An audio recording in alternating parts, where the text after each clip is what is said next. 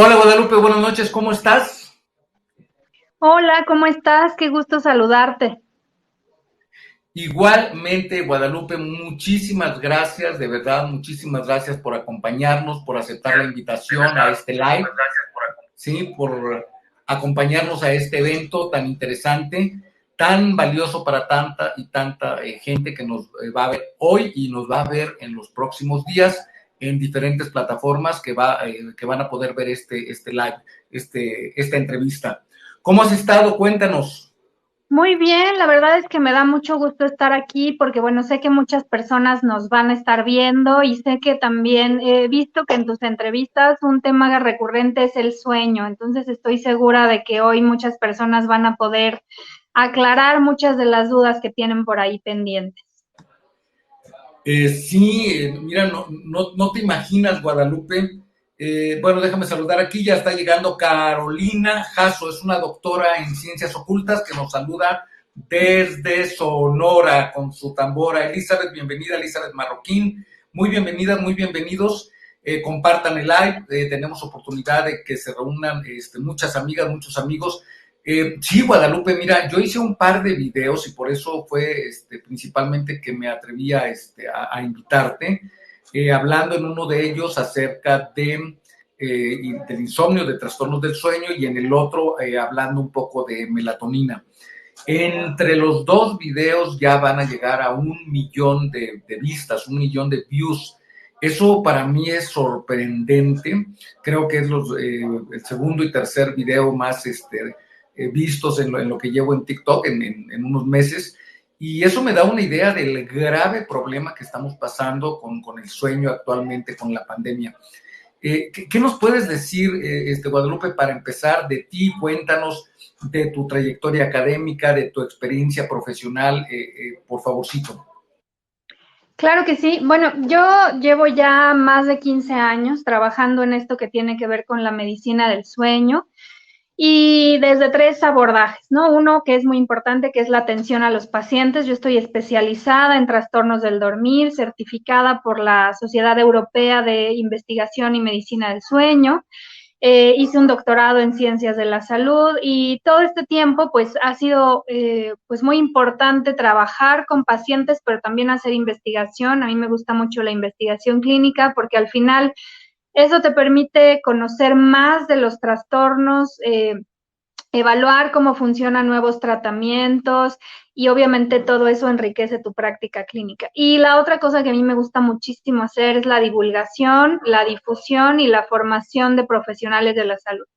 Y eso lo he podido hacer en gran medida gracias a que actualmente tengo el gran honor de de presidir la Sociedad Mexicana para la Investigación y Medicina del Sueño, que justo tiene este objetivo, ¿no? Formar profesionales en medicina del sueño, pero también hacer difusión de este tema, porque todos dormimos, pero la verdad es que pocos le damos importancia al sueño y eso nos trae muchas consecuencias, ¿no? A veces nos malacostumbramos a dormir mal, nos acostumbramos a estar cansados y por eso una de las cosas que a mí más me gusta y por eso agradezco mucho este foro es hablar de sueño, que la gente sepa que hay enfermedades de sueño, que hay forma de tratar el sueño y que el objetivo es dormir mejor, ¿no? Excelente, muchísimas gracias. Amigas, amigos, compartan el live, ya saben que si tocan la pantallita, que si le dan sonrisas, que si le ponen los deditos así, si le dan corazoncitos, van a venir más y más amistades aquí a vernos. Nos saluda Mari González B desde Guatemala y también nos vi por ahí que estaba otra amiga desde Lima, Perú. Ahora, ¿qué es el sueño y por qué es tan importante el sueño, Guadalupe? Claro, bueno, el sueño es un proceso biológico natural por el que atravesamos todos los seres humanos, por lo menos una tercera parte de nuestra vida. Y mientras nosotros dormimos, pues pasan muchas cosas, ¿no? No es como que ya me dormí, me desconecté y mi cerebro se apagó. Al contrario, cuando nosotros estamos durmiendo, lo primero es que nos restauramos, ¿no? Física y mentalmente. pero también se llevan a cabo diferentes procesos cerebrales como la síntesis de proteínas, la desintoxicación del sistema nervioso central, se lleva a cabo la restauración digamos, la regulación de nuestro sistema inmunológico, procesos de homeostasis, se regulan hormonas que tienen que ver con la alimentación. Otra cosa que es muy importante es que se lleva a cabo, digamos, todo lo que tiene que ver con funciones ejecutivas. ¿Qué es eso? Lo que hacemos todo el tiempo, ¿no? La capacidad de aprendizaje, memoria, los procesos de creatividad. Mientras dormimos resolvemos problemas, se lleva a cabo el neurodesarrollo, se libera la hormona del crecimiento, en fin, cuando nos vamos a dormir realmente nuestro cuerpo tiene mucho trabajo en restaurarse y en estar funcional para nuestro día. Qué bárbaro, cuántas cosas que no sabemos, que definitivamente no le prestamos la importancia adecuada al sueño. Nos saluda Mari González, bendiciones a todos desde Guatemala.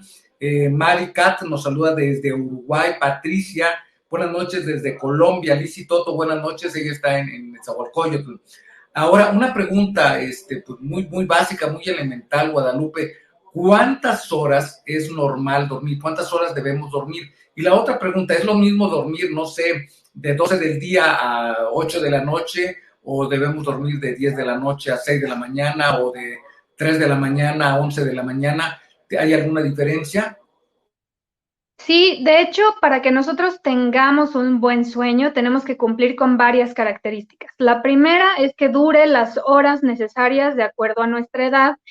Y eso es importante porque justo con estas funciones que les acabo de platicar, pues bueno, el sueño en cada etapa de nuestra vida pues es diferente y va cambiando. Entonces, por ejemplo, un bebé pues va a tener una necesidad de sueño de alrededor de 16 horas, pero luego un niño que va al preescolar, por ejemplo, pues necesita dormir entre 11 y 13 horas, un niño que va a la primaria entre 9 y 11 horas, un adolescente entre 8 y 10 horas, un adulto entre 7 y 9 horas y un adulto mayor entre 6 y 8 horas, ¿no? Digamos que esto es el rango de horas ideales de acuerdo con nuestra edad.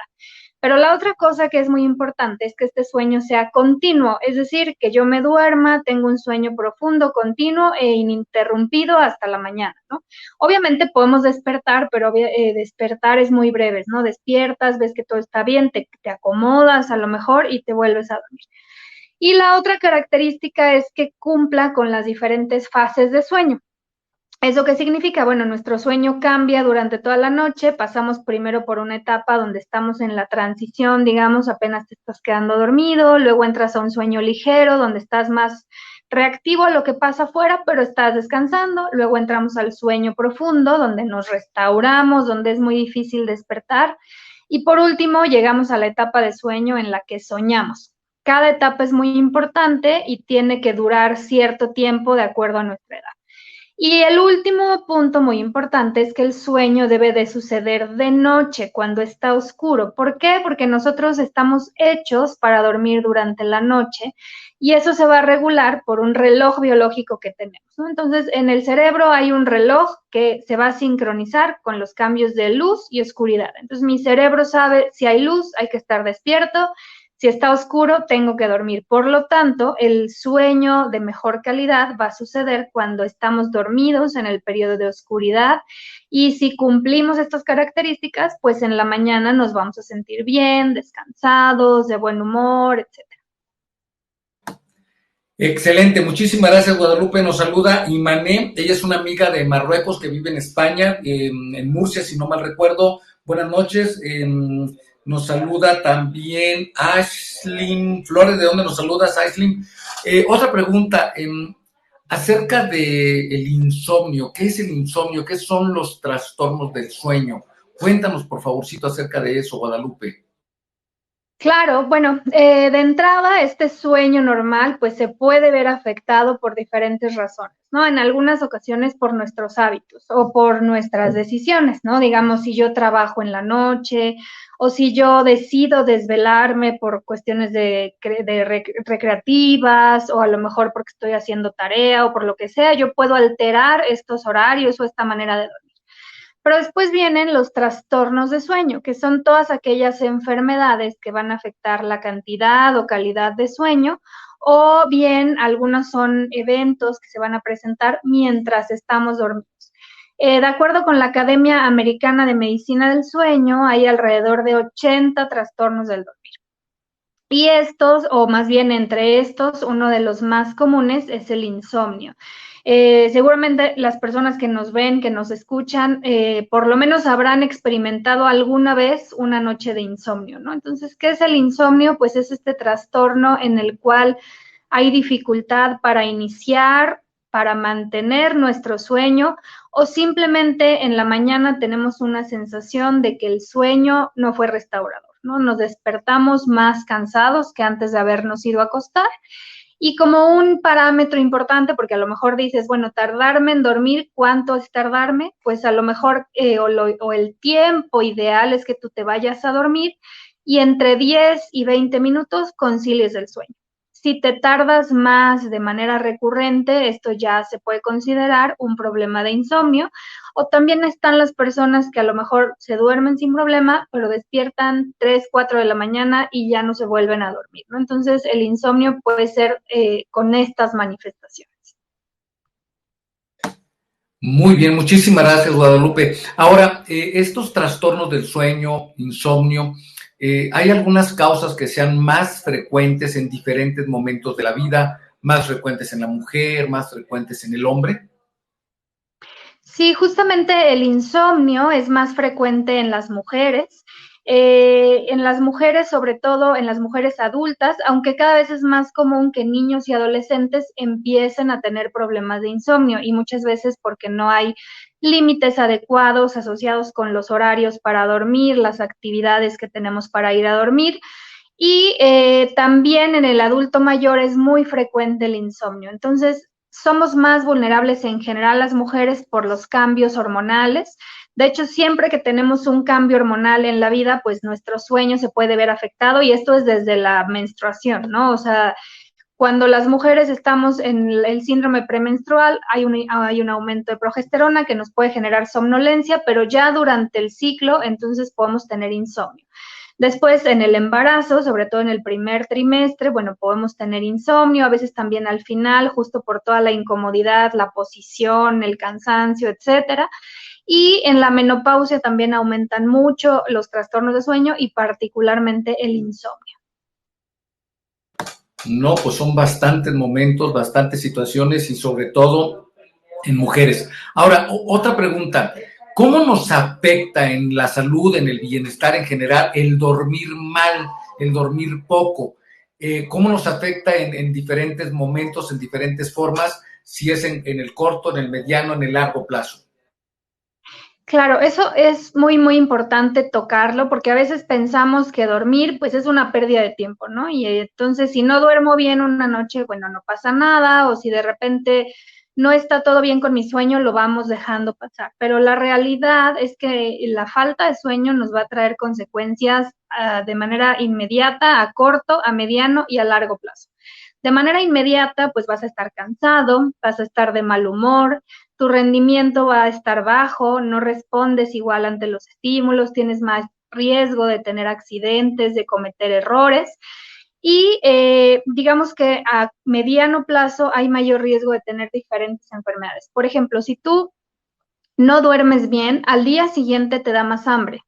Y además tardas más tiempo en sentirte saciado, porque las hormonas que regulan el apetito y la saciedad se alteran. Entonces hay una estrecha relación entre la falta de sueño y el sobrepeso y la obesidad. Entonces de pronto a lo mejor dices, bueno, yo pues me cuido y hago un montón de ejercicio y no puedo bajar de peso. Bueno, hay que ver cómo estás durmiendo. También cuando no dormimos bien, aumenta, por ejemplo, la resistencia a la insulina. Entonces tienes más propensión a desarrollar diabetes. Otra cosa que pasa es que justo nuestro sistema de defensas pues no se va a regular, entonces eres más propenso a enfermarte desde una gripe hasta cualquier otra enfermedad viral o bacteriana, ¿no? Estamos más vulnerables, digamos.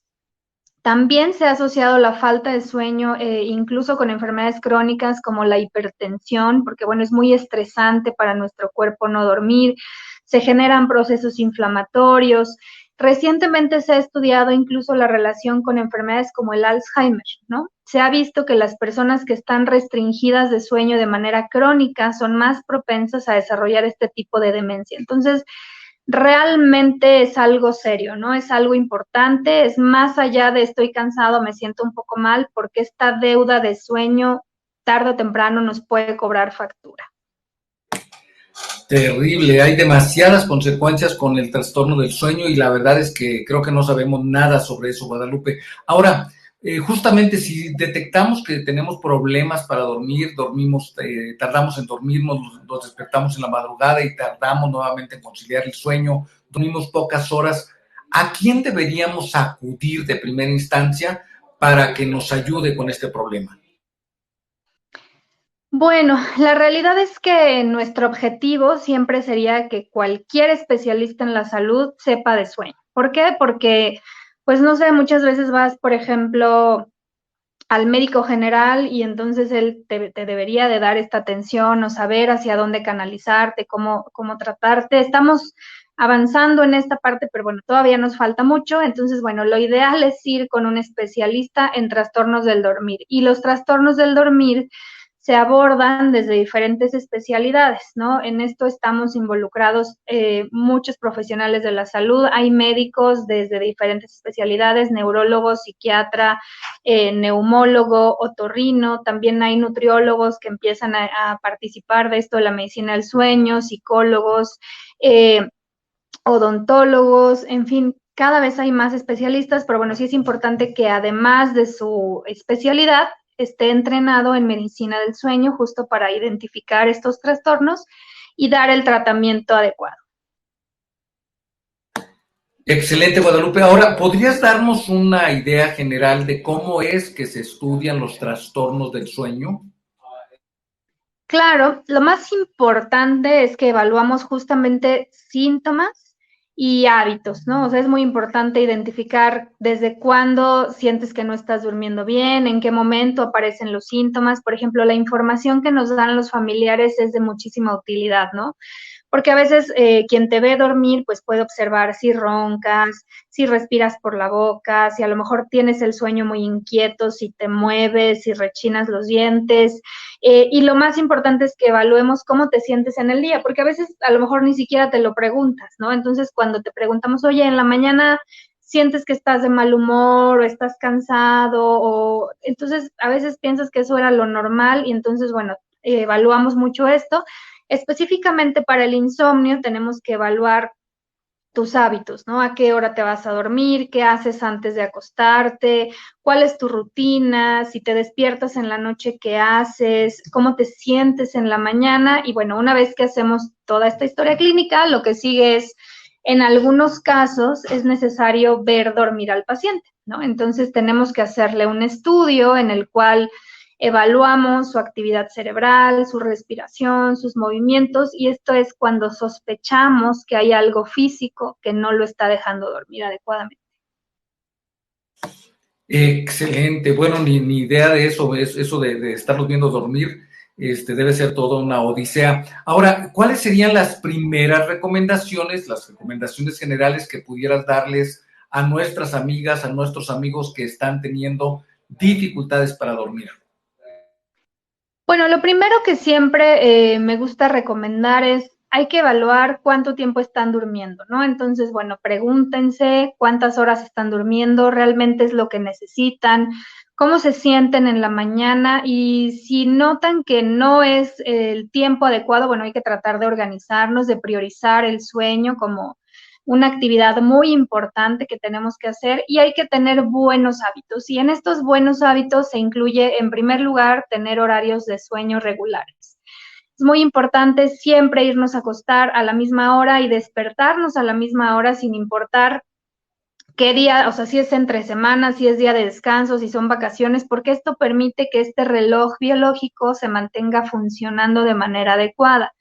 Y también para cuidar el funcionamiento de este reloj hay que hacer cosas como evitar las pantallas antes de dormir, porque bueno, todos estos dispositivos emiten una onda de luz azul que tiene una frecuencia en luxes muy alta y que va a activar a nuestro reloj biológico, ¿no? Nuestro cerebro va a recibir a través de la retina la información y nos va a decir, hay luz, puedes estar despierto. Y si hay luz, no se secreta la melatonina, que es una hormona muy importante que nuestro cerebro empieza a producir cuando está oscuro y que nos va a ayudar justamente a regular nuestro patrón de sueño.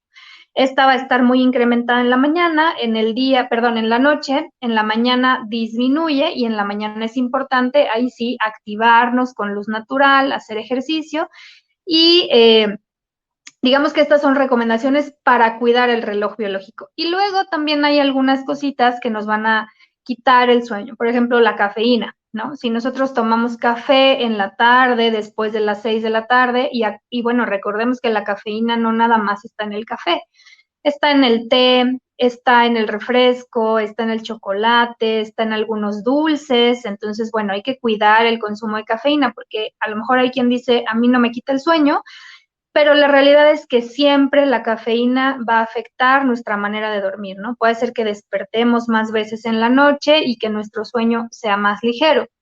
Igual la alimentación, ¿no? Si no cenas, te puedes despertar por hambre, si cenas mucho, pues todo este proceso digestivo también te puede despertar, te puede generar pesadillas, entonces a veces son cosas muy elementales, ¿no? Como cuidar nuestros hábitos. Excelente, pues sí, me parece muy, muy importante, muy valioso todo este tema de los hábitos y las rutinas para dormir. Ahora, adelantándonos un poquito a la parte más avanzada de la charla, ¿cuáles serían los tratamientos más habituales, más frecuentes, más efectivos que tú prescribes para los trastornos del sueño?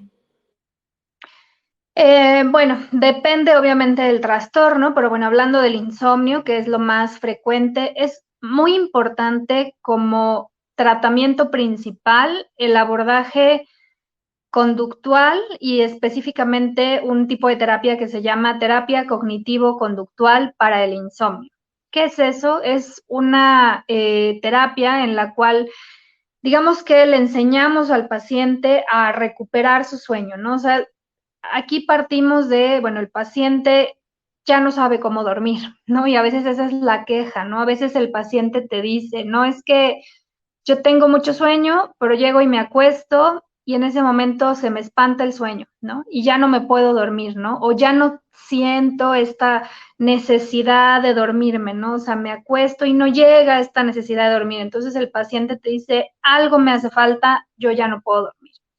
Entonces, en realidad aquí no se trata de que no tengas, ¿no? Lo que necesitas para dormir. Cualquier persona lo tiene. Lo que pasa es que entra el paciente en un círculo ahí medio complicado, porque no puede dormir, eso le genera preocupación y después esta preocupación le quita el sueño. Entonces, ¿qué pasa? Que llega la noche, no se puede dormir y empieza a pensar, ¿no? Bueno, ¿por qué no puedo dormir? ¿Qué me está pasando? ¿Por qué los demás están durmiendo y yo no?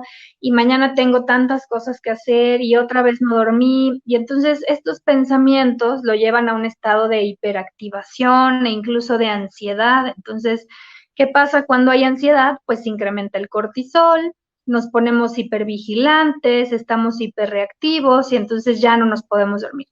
Y luego en el día cambian todas sus actividades, ¿no? Es como, ya no voy a tomar café a ninguna hora, ¿no? Porque si me tomo un café ahorita ya no voy a dormir.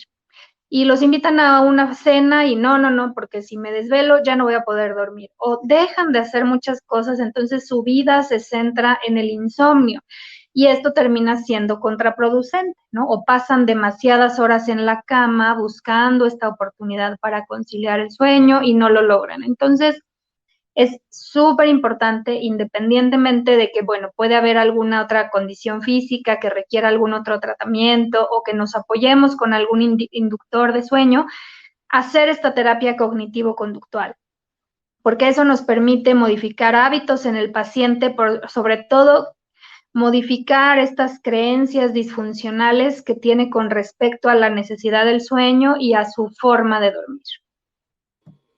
Excelente, gracias Guadalupe. Nos dice Mari González, es difícil cuando no se puede dormir, ya que esto trae consecuencias, dolor de cabeza, más mal humor y varias cosas más. Marta Rocío nos saluda desde Colombia. Liz Toto, Carolina, muchas gracias. Listo. Ahora, una pregunta. Comentabas hace un momentito acerca de la melatonina. ¿Qué es la melatonina? Cuéntanos, por favorcito. Bueno, pues la melatonina es esta hormona que nuestro cerebro va a secretar una vez que está oscuro. Entonces, la melatonina se empieza a secretar desde los primeros días de vida, va incrementando su producción conforme van pasando los años, pero después de los 35 años, la producción de melatonina empieza a disminuir. Y entonces, en estos casos, o cuando tenemos alguna situación fisiológica como malos hábitos de sueño, un trastorno en este reloj biológico, pues la melatonina también se puede suplementar, ¿no? Entonces podemos consumir melatonina exógena que nos ayude a llevar a cabo todas estas funciones que lleva nuestra melatonina pineal o nuestra melatonina endógena. Entonces, bueno, es una hormona, pero pues bueno, ya está sintetizada y por eso nos podemos suplementar con ella cuando es necesario. Muchísimas gracias. Guadalupe, me gustaría, llevamos ya casi 25 minutos de la charla, que por favor te presentaras nuevamente, comentaras acerca de tu trayectoria académica, de tu trayectoria también profesional, de tu puesto actual y que las personas que nos ven puedan en un momento dado identificar en dónde te pueden contactar, si hay alguna red social, algún correo, algún número telefónico donde te pudieran contactar en un momento dado. Claro que sí. Bueno, pues aprovecho esta pausa para darles las gracias a las personas que se están conectando, que están preguntando y también a quienes comparten, ¿no? Porque como les decía al principio, este es un tema muy importante que a todos nos puede afectar y es entre mayor información tengamos, pues más fácilmente vamos a lidiar con los trastornos de sueño. Bueno, pues yo soy especialista en trastornos del dormir, tengo un doctorado en ciencias biológicas y de la salud y estoy certificada como especialista en sueño por la Sociedad Europea de Investigación y Medicina del Sueño. Actualmente soy la presidenta de la Sociedad Mexicana para la Investigación y Medicina del Sueño y bueno, en mi práctica clínica coordino el Centro de Sueño y Neurociencias, que justamente es un centro especializado en el tratamiento de lo que tiene que ver con los trastornos del dormir, desde bebés hasta adultos mayores, porque bueno, esto es un problema que compete a cualquier edad, a hombres y mujeres, puede afectar en diferentes etapas de la vida. Entonces, entre más temprana sea la intervención, pues obviamente tendremos siempre un mejor pronóstico. Bueno, y obviamente si ustedes quisieran una consulta, con todo gusto yo los puedo atender en este Centro de Sueño y Neurociencias y bueno, pueden encontrar nuestra información en nuestra página descansamejor.com, está muy fácil el título, y en redes sociales como @Centro de Sueño y Neurociencias. Excelente, muchísimas gracias, Guadalupe. Mi nombre es Víctor Marín, soy ginecólogo y obstetra, especialista en reproducción, especialista en embarazo de alto riesgo y en colposcopía. Esta página, segundaopinión.b de Víctor M. de Marín, está dedicada fundamentalmente a la salud sexual y reproductiva, aunque de una manera también más amplia, más general, a la salud general de la mujer, salud sexual, salud reproductiva, salud psicológica, salud física, también salud espiritual y salud financiera. Estamos enfocados en muchas áreas de la salud, estamos haciendo live prácticamente a diario, este es el tercer live del día y estamos hablando hoy muy especialmente con la doctora Guadalupe Terán acerca de el sueño, trastornos del sueño. Entonces, yo quisiera ahora preguntarte, hablabas de la melatonina, sin embargo, yo creo que aquí podríamos hacer también una diferenciación, Guadalupe, si te parece, corrígeme por favor, pero tengo entendido que hay más de una forma de administrarlo. Hay administración por vía oral, hay administración sublingual, hay también melatonina de liberación prolongada, que entiendo tiene ventajas para la persona que tiene trastornos del sueño. ¿Podrías platicarnos al respecto, por favor? Claro que sí. Aquí, bueno, es muy importante cuál es nuestro objetivo, ¿no? En realidad lo que mejor nos va a funcionar es utilizar esta melatonina de liberación prolongada porque eso permite, sí, digamos que empatar la secreción natural que nosotros tenemos, ¿no? Entonces, como les decía, la melatonina se empieza a liberar cuando está oscuro y va incrementando la concentración hasta que llega la medianoche y después de la medianoche, pues bueno, aumenta la secreción, alrededor de las 3 de la mañana es la concentración máxima y luego empieza a caer. Y justamente lo que hace la liberación prolongada es esto, ¿no? Va liberando poco a poco la melatonina. Entonces, cuando nos suplementamos con esto, nos va a permitir que nuestro ciclo de sueño se regule, que nuestro sueño sea más continuo y más profundo. Y existen dosis de 3 a 5 miligramos. Lo que se recomienda es, en general, empezar con 3 miligramos y máximo llegar a 5, ¿no? No es necesario aumentar esta dosis. Y algo importante es que, bueno, siempre debe de estar prescrita por un especialista.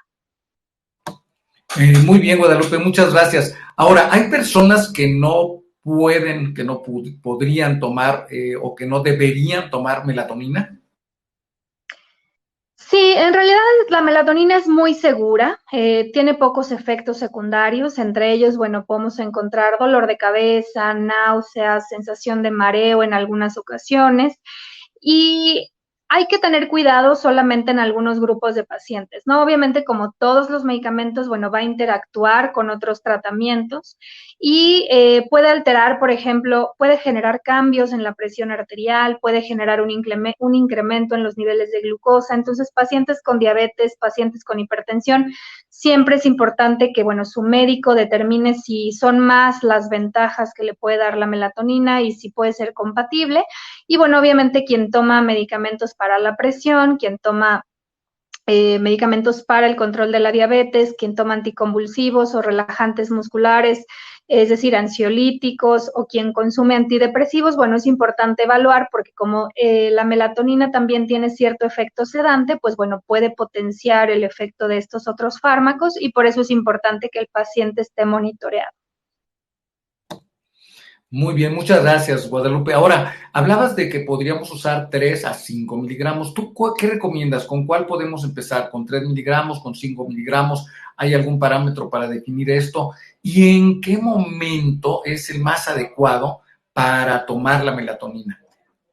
Eso es muy, muy importante porque a veces las personas toman melatonina como un inductor de sueño antes de irse a dormir y dicen, no, pues no me sirvió, pues no, no sirve porque así no funciona la melatonina, ¿no? Cuando tomamos melatonina la tenemos que tomar un par de horas antes de irnos a dormir o al menos una hora antes de dormir, justamente para que la melatonina se vaya liberando poco a poco y cuando sea el momento de dormir nos ayude a conciliar el sueño.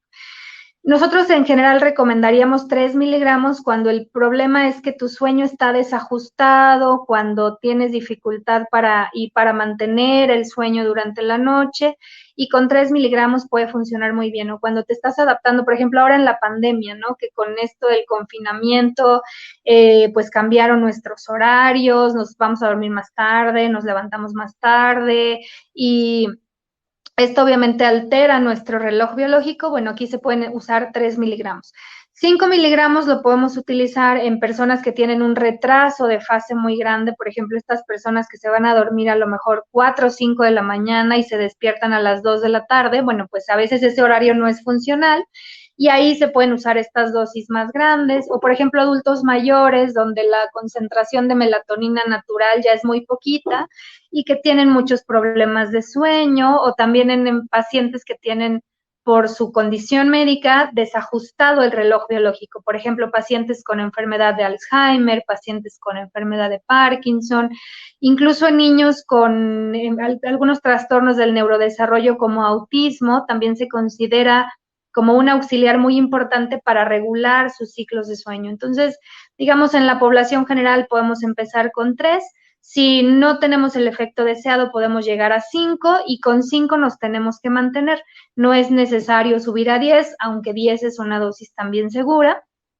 Pero lo que es súper importante es que para que la melatonina funcione, tenemos que seguir todas estas medidas que ya te comentaba antes, ¿no? Porque si tú te estás tomando la melatonina, pero tienes la tele prendida hasta las 2 de la mañana, pues entonces no te va a servir de nada, ¿no? O si te tomas la melatonina, pero en la mañana no te estimulas con luz natural o no haces ejercicio o tus horarios de sueño están irregulares, entonces no sirve, ¿no? Entonces es muy importante por eso tomarla junto con medidas de higiene de sueño y hacerlo todos los días a la misma hora entre 1 y 2 horas antes del momento en que nos vamos a dormir. Excelente, pues sí, es muy importante porque hay gente que cree que se toma la melatonina y puede seguir viendo la serie, la película, platicando, viendo el celular, y luego dice, no me hizo efecto la melatonina.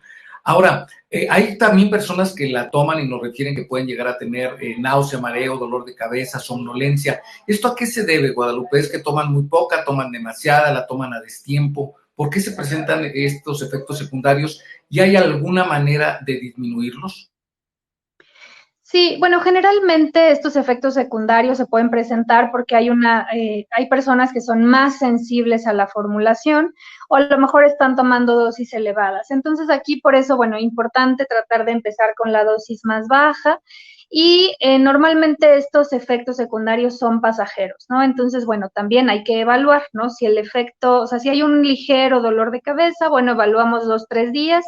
Si el síntoma desaparece, podemos continuar y si no, es mejor retirarlo, porque si eres sensible a la formulación o a lo mejor estás tomando algún otro medicamento que está interactuando y te potenció el efecto secundario, pues bueno, es mejor suspender, ¿no? Y entonces por eso reitero la importancia de que estés siempre supervisada por un especialista y que no te automediques, porque si te automedicas y tienes estos efectos y después se va complicando, pues bueno, eh, tienes un peor pronóstico, ¿no?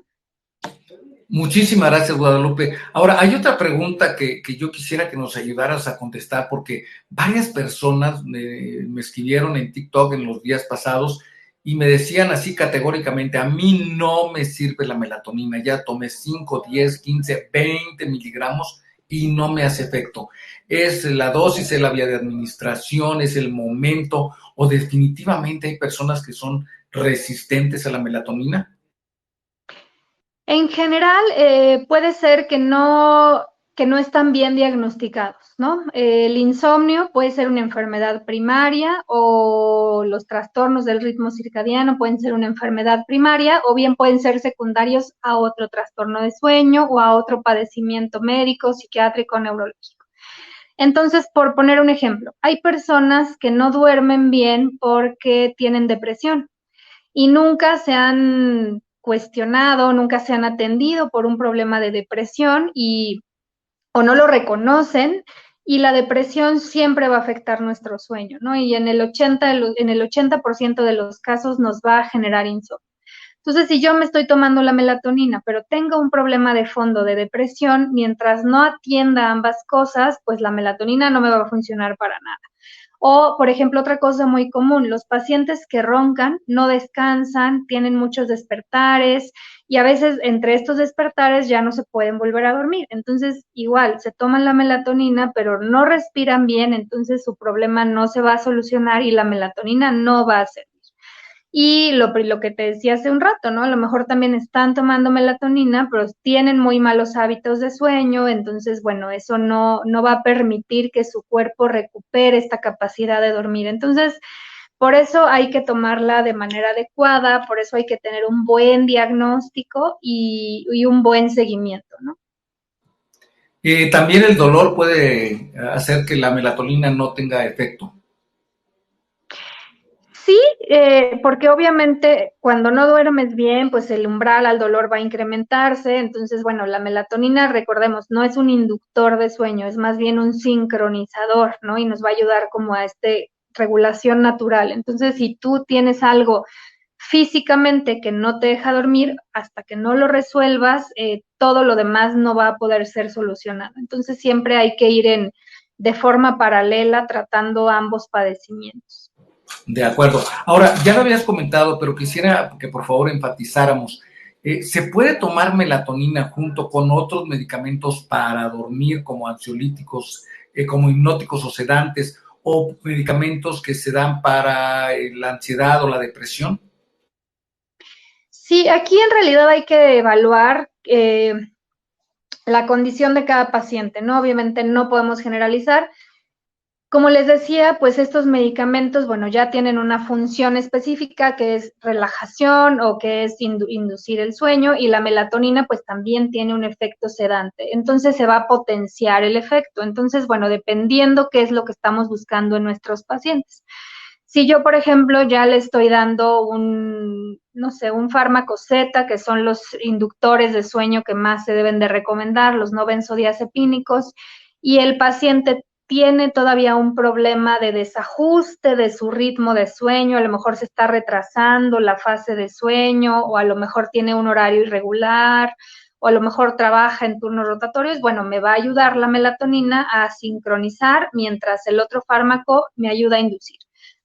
Entonces, bueno, ahí hay que ponderar, bueno, qué situación estoy buscando resolver. Ahora, otra cosa muy importante y que aprovecho para decir es que los inductores de sueño se tienen que utilizar por periodos cortos, ¿no? Idealmente un mes, máximo 3 meses, y siempre haciendo un tratamiento a la par de una terapia cognitivo-conductual, por ejemplo, o de alguna otra abordaje terapéutico para que el paciente pueda recuperar su sueño. Entonces, si usamos el puro inductor, te puedes llevar 20 años con el paciente usando benzodiazepinas y nunca se va a controlar, ¿no? Entonces, es muy importante que, pues, regulemos el uso de inductores de sueño y que no abusemos de ellos.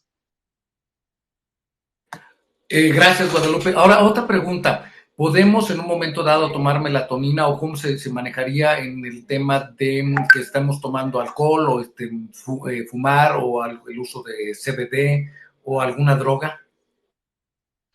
Pues sí, lo ideal es no combinarlo, insisto, nosotros tenemos nuestra melatonina natural, pero bueno, si tomamos además este suplemento, pues bueno, lo ideal es no combinarlo con estos otros relajantes musculares que tienen estos efectos sedantes, ¿no? Entonces, de entrada, aprovecho para decir que el alcohol genera trastornos de sueño, ¿no? O sea, si bien el alcohol a lo mejor te tomas una copa, 2 copas y te relajas y te vas a dormir rápidamente, la realidad es que quien consume alcohol va a tener muchos despertares en la noche y va a tener un incremento del sueño ligero. Entonces, a la mañana siguiente vas a estar muy cansado.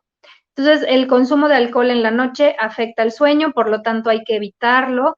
Estas personas que se toman una copa de alcohol para dormir mejor, no hay que hacerlo porque termina siendo contraproducente.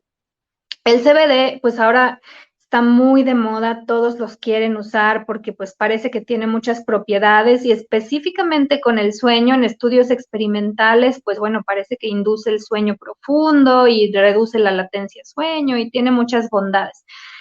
Pero el problema es que lo que te estás tomando no sabemos qué es, ¿no? No sabemos qué está sintetizado, no sabemos la calidad, no sabemos la dosis y a la larga lo que sí hemos visto, por ejemplo, en pacientes consumidores de marihuana es que tienen un efecto contrario, ¿no?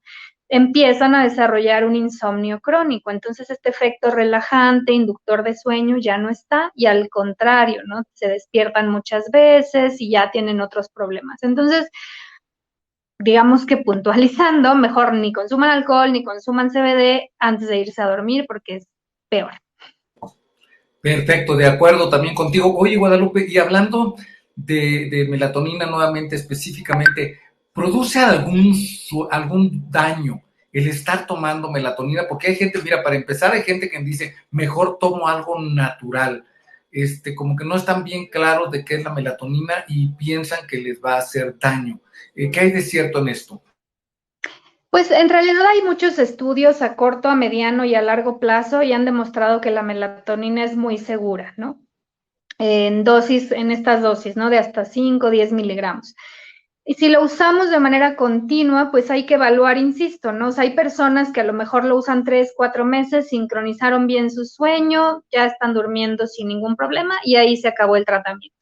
Pero, por ejemplo, un paciente que tiene enfermedad de Alzheimer, ¿no? Que ya no tiene un ciclo estable, que ya nunca va a poder dormir de manera regular, a él se lo podemos dejar muchísimos años y no le va a pasar nada, al contrario, es muy segura, porque además, bueno, no lo hemos mencionado, pero la melatonina tiene otras funciones. También tiene una función antiinflamatoria, tiene una función antioxidante, tiene una función protectora de diferentes órganos. Ahora, por ejemplo, con esto del COVID, se está utilizando como coadyuvante para el tratamiento de enfermedades virales, ¿no? Justamente porque nos ayuda a regular la respuesta de inflamación, porque protege a los pulmones, porque evita la sepsis, entonces tiene muchas propiedades. Entonces, en realidad es segura y si tenemos que tomarla en periodos prolongados por nuestro trastorno de sueño, no hay ningún problema. e insisto, la mayoría de los pacientes pueden utilizarla por un tiempo y luego la pueden suspender y no pasa nada, ¿no? Eso es algo importante, que no es como otros medicamentos, ¿no? Que lo dejas de tomar y tienes un rebote, no, porque en realidad la melatonina, pues nosotros la producimos. Entonces, si un día no hay de esta melatonina exógena, no nos va a pasar nada, no tenemos un rebote, no genera dependencia, porque es algo que nosotros mismos producimos. Gracias, Guadalupe. Pues justamente esa era la siguiente pregunta. Los hipnóticos y sedantes, los medicamentos hipnóticos y sedantes y la melatonina, ¿pueden provocar adicción? Unos sí, otros no, los dos sí, los dos no.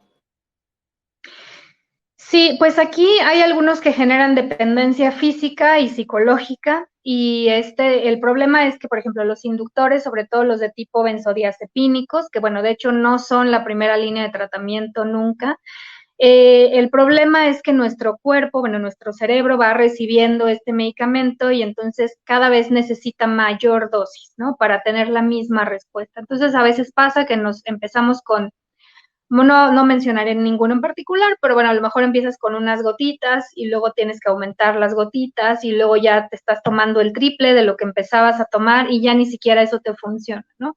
Entonces a veces llegan pacientes que ya combinaron 2 o 3 inductores de sueño y una copita de alcohol y ni siquiera duermen con eso, ¿no? Porque bueno, justamente ya generaron esta dependencia y esta tolerancia, ¿no? Entonces ya necesitan aumentar la dosis. Y esto es lo que no hace la melatonina, ¿no? La melatonina, pues como insisto, es una hormona que nosotros producimos, pues bueno, la tomas como un suplemento en el momento en el que ya estás bien sincronizado, bien ajustado, la dejas de tomar y tu cuerpo no te va a pedir más, ¿no? No es una hormona que requiera más como estos otros fármacos, ¿no? Muy bien, y ahora sobre este último punto, ¿cuándo dejar de tomarla o cómo sabemos que es conveniente dejar de tomarla y qué pasa si la dejamos de tomar y volvemos a tener trastornos del sueño? Sí, aquí como en cualquier tratamiento farmacológico, si tú empiezas a usar un medicamento y no llevas a cabo toda la terapia que hay detrás, todas estas modificaciones conductuales, pues en el momento en el que lo dejes de tomar, vas a seguir teniendo trastornos de sueño, porque al final no modificaste todo esto que es tan importante, ¿no? Tus hábitos, tus horarios, tus pensamientos, etcétera. Entonces, bueno. ¿Cuándo la tenemos que dejar de tomar? Cuando ya estamos durmiendo en el horario adecuado, el tiempo suficiente y nos sentimos bien. Obviamente pueden regresar los problemas de sueño porque pues así es el sueño, ¿no? Es muy importante, pero también es muy vulnerable. Entonces, a lo mejor tú ahorita estás transitando con un problema de sueño por la pandemia, ¿no? Que hemos visto que se duplicaron los trastornos de sueño y que, bueno, viene un gran problema de salud mental asociado a los trastornos del dormir. Entonces, bueno, a lo mejor ahorita justo porque te desajustaste, porque el confinamiento, porque etcétera, entonces, bueno, tratamos el problema, a lo mejor usamos 3 meses, de ahí te sientes muy bien y te la quitamos, pero a lo mejor, no sé, entras a la menopausia y entonces otra vez tienes un desajuste justamente por los cambios hormonales. Bueno, ahí podemos retomar nuevamente el tratamiento. O a lo mejor simplemente con la edad, o sea, como les decía, la melatonina ya después de los 65 años producimos muy poquita. Entonces ahí si a lo mejor otra vez está desajustado, pues podemos volver a iniciar y ya quedarnos con ella toda la vida, ¿no? Entonces en realidad la quitamos cuando los síntomas se acaban, pero si en algún momento hay algunos otros que lo ameritan y nuestro especialista lo considera adecuado, pues la podemos retomar. Muchísimas gracias, muchas gracias, Guadalupe, muy interesante. Y sí, a mí me toca ver pacientes que tienen trastornos del sueño por el climaterio, la menopausia. Tratamos de mejorarlo con el tratamiento con la terapia hormonal. Sin embargo, en ocasiones, ya sea que no toman la terapia hormonal o no es suficiente, pues recurrimos a la melatonina y les funciona bastante bien, afortunadamente. Nos dice Rojas, precisamente, afortunadamente yo pasé de clonazepam y diazepam a 5 miligramos de melatonina y muy bien, me duermo a los 30 minutos. Ahora, otra pregunta que nos hacían hace un momento acerca de una persona que ronca y que tiene apnea del sueño. ¿Qué le puedes recomendar, qué le puedes sugerir? Y en esa respuesta cómo puedes involucrar al tema del CPAP. Claro.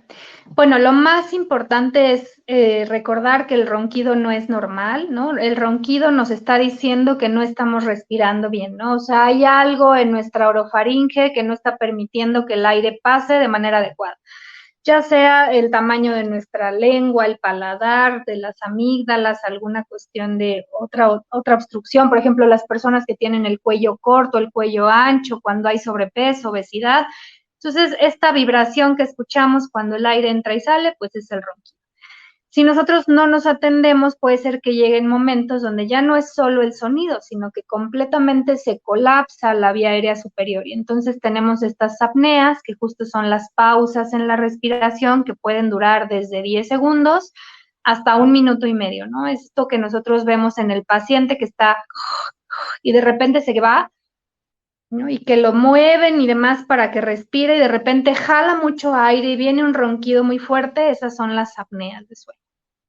Estas apneas van a generar cambios a nivel cardiorrespiratorio, ¿no? De entrada, bueno, no está entrando aire, entonces el porcentaje de oxígeno en sangre va a disminuir y va a generar cambios en la frecuencia cardíaca, va a subir la presión arterial y va a generar despertares, porque, bueno, el cerebro se identifica, no hay suficiente oxígeno, entonces despertamos.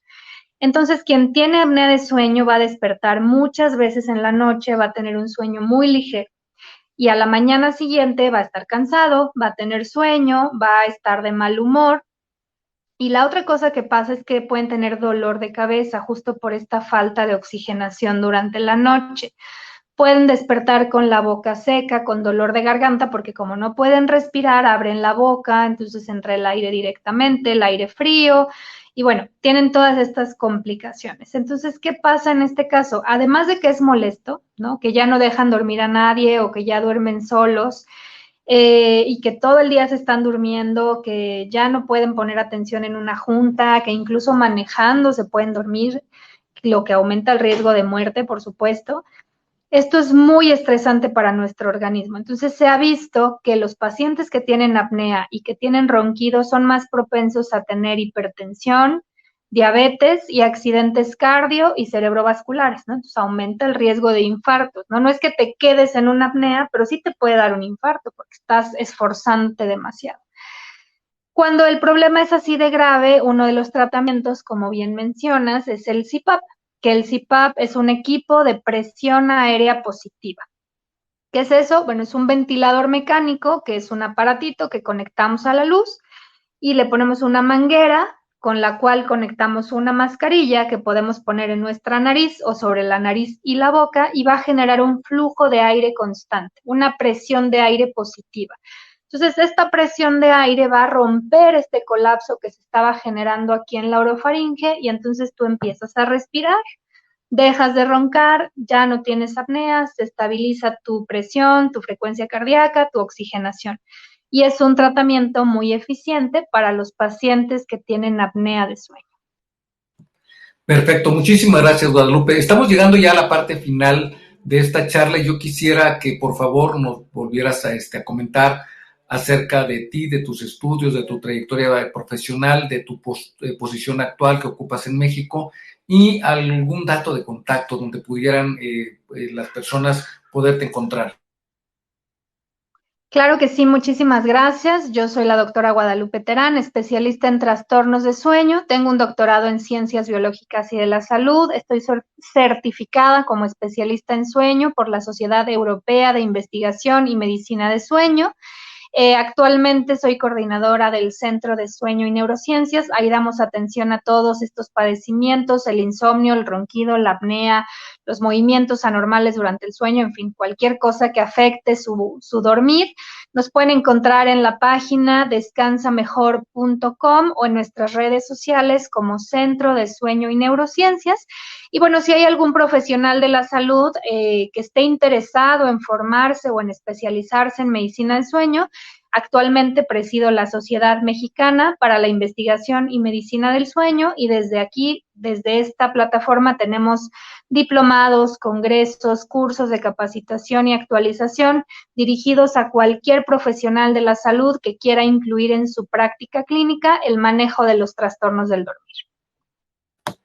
Muchísimas gracias, Guadalupe. Mi nombre es Víctor Marín, soy ginecólogo y obstetra, especialista en reproducción, especialista en embarazo de alto riesgo y en colposcopía. Esta página, segundaopinión.b de Víctor M. de Marín, es una cuenta que está enfocada en la salud de la mujer, en la salud integral de la mujer, salud sexual y reproductiva, salud física, espiritual, mental, psicológica, sexual y también financiera. Síganos en todas las redes sociales, tenemos el mismo nombre, segundaopinión.b de Víctor M. de Marín. Una pregunta, nos dicen, yo tomo sopiclona para dormir, ¿tengo que dejar la sopiclona para tomar melatonina? Bueno, justo la sopiclona es este fármaco Z, este inductor de sueño no benzodiazepínico. Aquí, bueno, hay que ver desde cuándo, qué dosis, pero bueno, lo recomendable podría ser ir disminuyendo poco a poco la sopiclona y en algún momento sustituirla por la melatonina.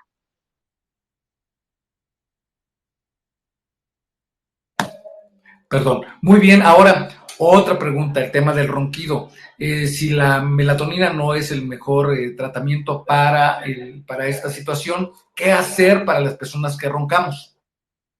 Claro, bueno, en este caso lo primero es estar bien diagnosticado, ¿no? Entonces, por ejemplo, justo esto es uno de los trastornos en donde es necesario hacer un estudio de sueño, porque justamente tenemos que monitorear de manera objetiva qué tan fuerte es el ronquido, cuántas veces roncas, si el ronquido mejora o empeora en alguna posición, pero lo más importante es que evaluamos el aire que entra y sale por nariz y boca, el esfuerzo que nuestros músculos hacen para respirar, evaluamos el porcentaje de oxígeno en sangre, la frecuencia cardíaca y con toda esta información nosotros podemos determinar si es un ronquido primario, si hay apnea, si esta es leve, moderada o severa y cuál es el mejor tratamiento. Aunque he de mencionar que en estos pacientes algunos especialistas recomiendan además dar melatonina justo por este efecto protector que tiene, ¿no? Entonces, mientras estás atendiendo tu problema de apnea, pues bueno, te va a ayudar de alguna manera a regular tu respuesta inflamatoria. Muy bien, muchas gracias, Guadalupe. Julia Armstrong te dice muchísimas gracias, doctora. Muy interesante todo lo que nos dijo. Rojas también nos dice muy interesante, mil gracias por el live. Únanse, muchas gracias por su respuesta a ambos. Excelente charla. Doctor, yo no puedo dormir bien, me despierto hasta 6 veces en la noche, cualquier ruido me despierta. Eso me pasa desde niña. ¿Qué le puedes decir a Soy Anónimo?